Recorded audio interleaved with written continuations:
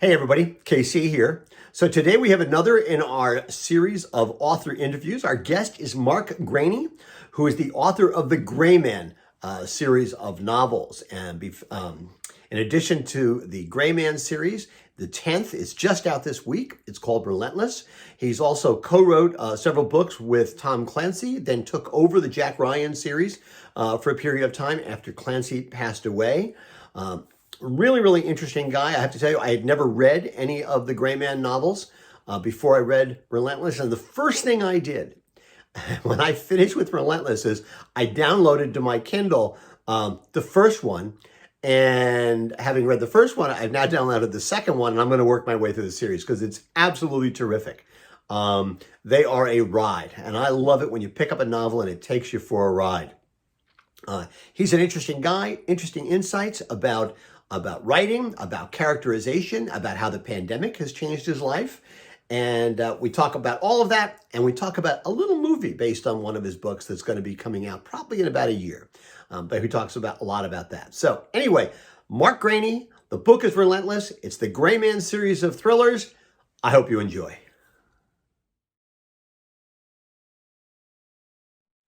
Mark Greaney, welcome to Morning Newsbeat.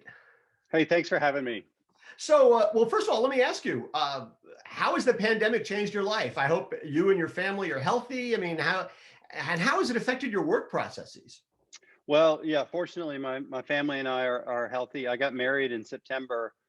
We went ahead with the wedding. We were super careful with it, and it ended up being, smaller and all that we thought it would be, but it was a perfect time. I wouldn't change one bit about it. So now I have three stepchildren and three dogs, and fortunately, we also moved during the pandemic, and I have a little sort of set aside back house where I do my work. So I previously I would go to Starbucks or someplace like that to work and just put headphones on and work all day, and that was not going to be. I had no option for that. So getting this little back house turned into an office has been a game changer. So, I mean, compared to most careers, it hasn't changed my life that much at all. Your books take place in a lot of different places. I mean, Mm, you're all over the world. yeah. Is that based on experience, or did you go to these places to research them? And is that has not being able to travel affected that part of your work? Yeah, so I do a lot of location research. There's only one other Greyman book that I wasn't able to do location research. It was called Gunmetal Gray, and I had everything planned to go to Vietnam, and I had to have ankle surgery, so everything got canceled. So I wrote that book from my from my sofa. So I knew I could do it. Fortunately, the vast majority of this book, Relentless, takes place in Berlin, Germany. I used to live in Cologne, Germany. I've been to Berlin many times. I researched a novel I wrote with Tom Clancy in Berlin several years ago. I've been back to Europe researching other books. I mean, back to Germany researching other books. So I'd already planned on the book being in Berlin. I was planning on renting an apartment there for a month while I wrote it. That all went away because of COVID. Obviously, I don't think you still can't get into Berlin. Here we are a year later, but I had a lot to draw on. So the location research was there. I just didn't know I was doing location research the earlier times when I went to Berlin. Um, by the way, living in Cologne is such a great city. I've been I there a love it. bunch of times, and I can't remember the place. But if you were there, maybe you know it. There was a little bar when I was there, I'd go to, and they served this thing called with blood sausage with mashed potatoes, and they called it whatever the German was for heaven and hell. Oh wow. And then they would mark. They wouldn't even have, the guys who worked in the place would, if you bought a beer, they would just put a mark on the coaster, Yeah, and they yeah, would yeah. write everything on the coaster. They did that all over Germany. That's it. That's Europe does some things smarter than America just because they've been around longer. They do a lot of things not as well as we do, but sometimes they have it down. So if the pandemic hasn't changed the too much the writing of the book, except for the research part, how about the act of selling books? I would imagine that this is a unique experience. I mean, I never would have thought to interview you by Zoom a year ago, and now you're probably Yeah. doing a lot of these. Yeah, I'm doing this exclusively. I think last year I went to 10 cities or 12 cities. So I've been on planes left, right, and center.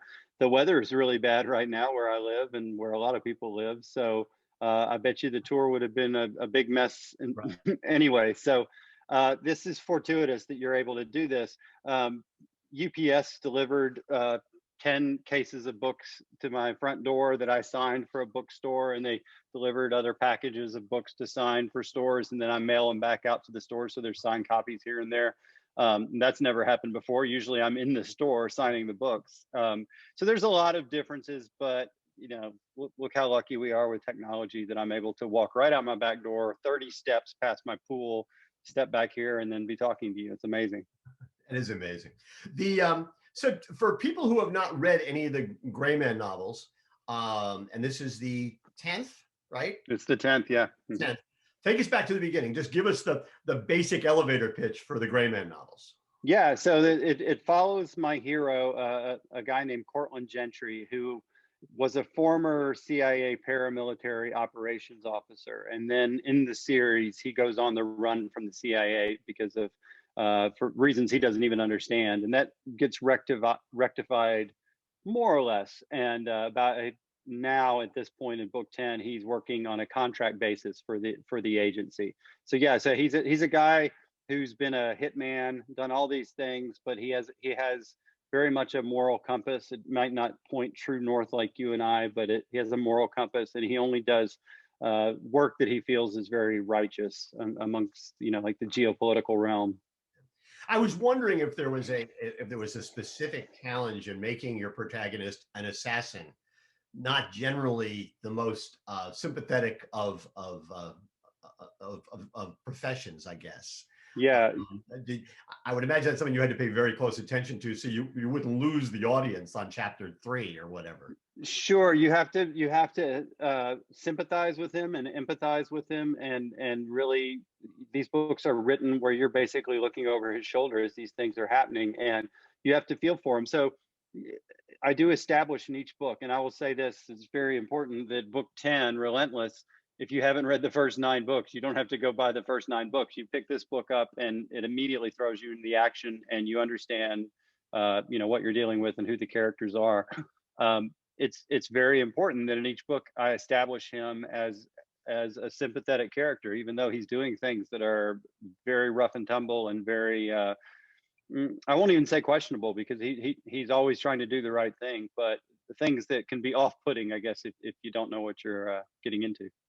And it was interesting. So I read Relentless, totally loved it. And the first thing I did when I was done is I went back and I downloaded the first book, The Greyman. Right. What was interesting to me, having read where he is now to where he was in the beginning, and I can't wait to read 2 through 9, right? Because there's Mhm. clearly been an evolution in the sense of him, I don't know, connecting to people differently. Yeah. The first book, he's Yeah. sort of like this guy who basically seems to feel, I'm never going to have friends, I'm never going to have family. And I don't think I'm giving anything away to say I'm not sure if softening is the right word, but there is an evolution in terms of how he connects to different people. Yeah, absolutely. Just as I said, each book is a standalone. It has a beginning, a middle, and an end, and everything's cleared up.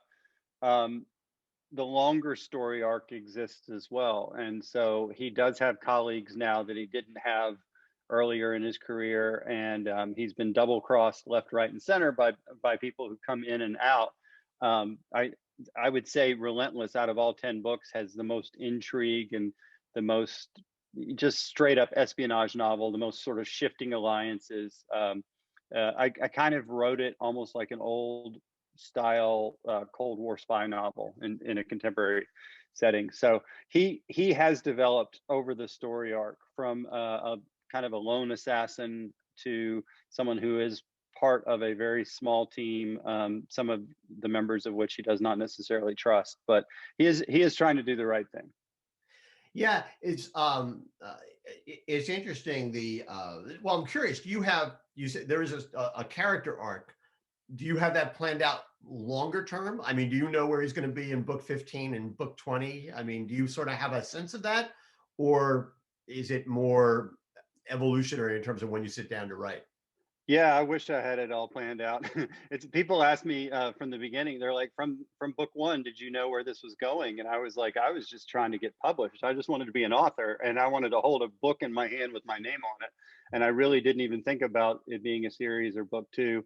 Since then, I've kind of gotten a vibe of where I want things to go in a very general sense. So I'm writing book 11 now that will come out next year, and I kind of know what's happening there, and I think I have kind of a feeling of what I want to happen to him at the end of this one, which will set things up for book 12. But it is not, it's not this long-term story arc that I have storyboarded on my wall. I think that would be fantastic. I think my brain would be much happier if I thought that way, but unfortunately I don't. So you talked about having you wanting to have a book with your name on it. Well, in fact, you've had maybe what you meant is a book with only your name on it, because in addition to doing the Greyman novels, you were also before that, I guess, doing novels with Tom Clancy, and then you sort of succeeded Tom Clancy after he passed away. Yeah, I started Greyman first. They were just a paperback novel. It was not. I wasn't. I won't say I wasn't getting anywhere. I mean, I was on book three, um, and I was approached about working with Tom Clancy, and it was a terrifying prospect. It was very intimidating at the time, but yeah, I started working with him in 2011. We had just completed our third book when he passed away in 2013. And pretty quickly after that, the family asked me to continue the Jack Ryan story. So I wrote 7 and 6 years, but I was also writing Greyman books at Okay. the same time. I've done mostly 2 books a year for the last 10 or 11 years. So one book a year now is like a vacation. Yeah, I mean, I'm doing 2 books this year Oh, and are two you? books. Yeah, I keep saying yes to stuff. It seems like a good idea at the time, and then when you're working on it, you're going, oh my gosh, what have I got myself into? But yeah, no, I've got another book to write after the book. This one, I'm going to try and knock out 2 this year. You sound like Ace Atkins, who talk, he's Oh, doing professor novels, and he's doing his own novels, and he's like he's forever working or doing interviews for books he's just published. yeah, absolutely. He and I are sort of on the same career path in a lot of ways. The one of the things I thought was interesting, and I guess I didn't realize that you were doing them simultaneously, is so I read a lot. I read early Clancy, and for better or for worse, I actually stopped reading him because for what people call technobabble, for me as a reader, it just gets in my way. I'm one of those Hmm. rare people who like the movies more than the books because they Hmm. got rid of the technology stuff and just focus on Yeah, characters. yeah, And I will admit, when I started Relentless, I said, I hope this is not that. yeah. And it wasn't. And it was interesting to me because you sort of, while it's incredibly detailed and kind of granular in the detail, there is not that sort of focus on technology and quote unquote technobabble. Was that a conscious decision on your part to be more character driven? Yes, and even the work I did on the Tom Clancy novels, I really think the techno thrillers that were so popular in the 80s and 90s, I just don't think you can get away with that at all anymore. I think that's been done, and people have. It was funny. I had a conversation with Tom Clancy once, and I just offhand, because to me it was obvious that he had created the techno thriller, and he said no, he didn't create it. Michael Crichton created it, and he Clancy just turned it into the military and espionage genre, which I thought was interesting. But I think I won't say it's played out, but I think there's a different way that you have to approach technology and equipment and things like that. And I think things are just more really want to put enough detail in there to make the story credible, but I don't want to bog the story down. And not even to say that Clancy bogged it down. He was a master at it, and it was exactly what people wanted at the time. Obviously, he was Right. the most successful author in the world. But there's one of his books, The Sum of All Fears, where there's a nuclear detonation, and I need to go back and check. But as I remember, explaining the detonation and how the bomb works and goes off takes about 6 pages, and it's very very detailed, and it's very very accurate. And I told somebody, I said, if I wrote that scene, I'd probably just say boom and save like 5 pages, 5.5 pages. That's just me. But the technology was so important to those books at the time. I just think the times have changed. Yeah. It's also interesting. We're all more familiar with technology than when he started. I Sure. remember I think it's Patriot Games, the book. he's carrying, he makes a big deal about his carrying, I think it's an Apple, Yeah. I don't know if it's a laptop or a pad of some kind that nobody ever heard of at that point. It was like Yeah. advanced technology, and now we're all more conversant. So maybe the way you differentiate yourself is by not focusing on that stuff, because we are Right. Yeah. One of his books, Red Rabbit, his desktop computer, he went into all this detail about it because it was, it was interesting. It was high tech for the time in which Red Rabbit was placed. But yeah, it would be kind of boring now for my character to be talking about his MacBook Air at length. The other thing is I thought was fascinating to me is, and talk about granular detail, when the Greyman gets stabbed and that knife goes in, you go into, I mean, not in a graphic, gross kind of way, but you just explain what is happening in a way that is just really riveting. Yeah. And I was curious about it, and I said, God, is he a doctor? So I went back and looked and said, no, you've got degrees in political science and international relations, but you were also in the surgical technology field. Is that where you get all that stuff? Yeah, that's funny. I did work in the medical device field. And so I do know a lot of that stuff. But for that scene that you're referring to, and I know that because he's actually been stabbed twice in the series. Now that I think of it, but the second one, the one you're referring to, I guess was in Greyman. Greyman. Yeah, I consulted with a buddy that I knew who was in 5th Special Forces Group and was a medic, and we talked about it. We talked about all the injuries that the character, suffered in that, and how you could manage those injuries and keep going. So I train with a lot of the firearms that I use. I own a lot of the firearms that the hero uses. I scuba dive. I've taken stunt driving classes. I do these things to kind of gain knowledge for the stories, and I talk to medical professionals when I need to as well. Plus, it must make your job more fun, right? I mean, oh yeah, it's totally. Yeah. I get to ride off body armor. I mean, how cool is that? That's pretty cool. So, who do you read? I grew up. The first, you mentioned Patriot Games. That's the first thriller I ever bought in my entire life. I think I was 19, and loved it, and immediately was like, wow, you can learn something, because it was all about the Irish Republican Army. You can learn something and have a great time doing it. I wonder if other books are like that. So then I read the other Clancy books that were out at the time, which I guess there were just 2.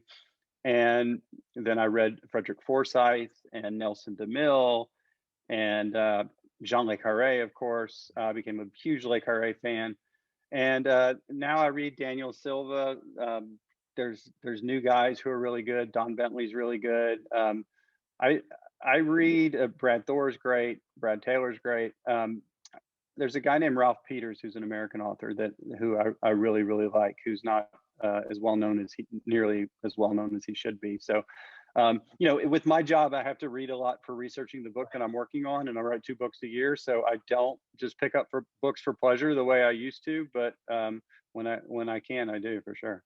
Robert B. Parker used to say the problem for him of reading mysteries was that he would look at a mystery like a carpenter would look at a house. Yeah. And instead of reading for the story, and find out, looking where the seams, where are the nails, and do you find that the same way? A little bit, yeah.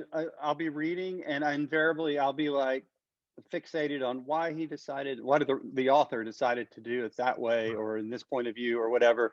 Or the flip side of that is like, oh, this is so good, I'm so mad that I didn't think this up.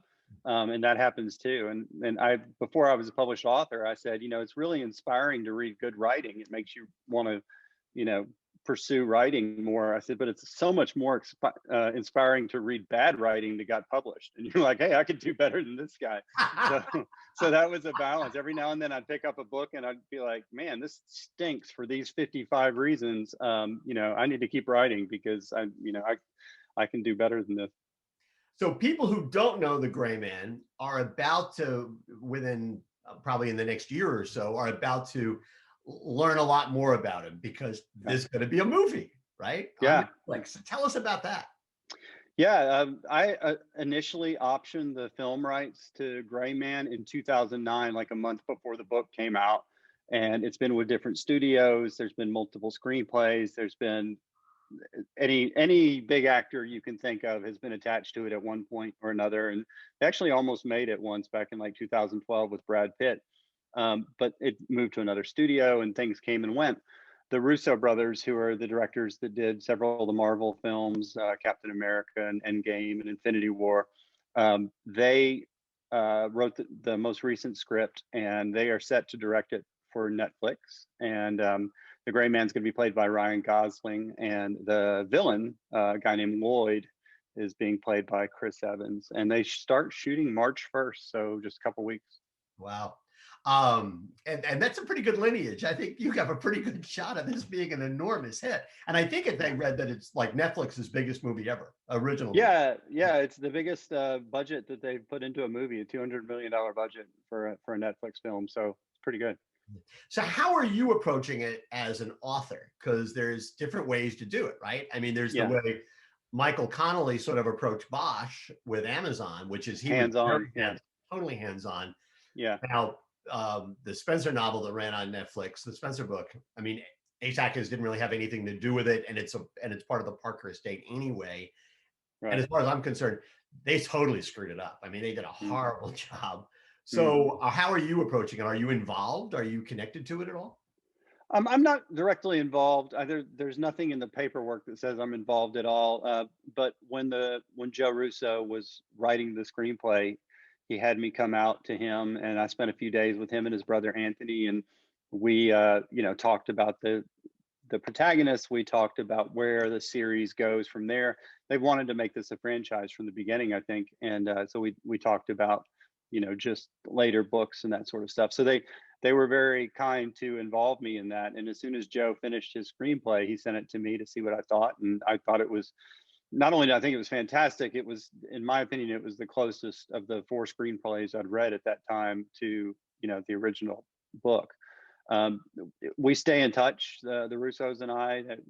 They've reached out about a couple other things recently, but I'm not day-to-day involved in that book. I mean, in that film, my nose is deep in another Greyman book that I'm working on, and then I've got another book to write right after that. So I look at the movie as the best possible advertisement for my book series, right. and anything else is gravy. I'm looking forward to seeing it just like anybody else. Well, I suspect you'll see it before anybody else, but that's, I personally can't wait. So hold up the book. My copy is electronic, so I can't hold up a copy. So the book is Relentless. It's Mark Greaney. I really appreciate this. Has been fascinating. Yeah. I wish you the best of luck with the book, and good luck with the new ones. And I hope we get to see you again down the road. Awesome. Thanks for having me on. I appreciate it. My pleasure. Take care.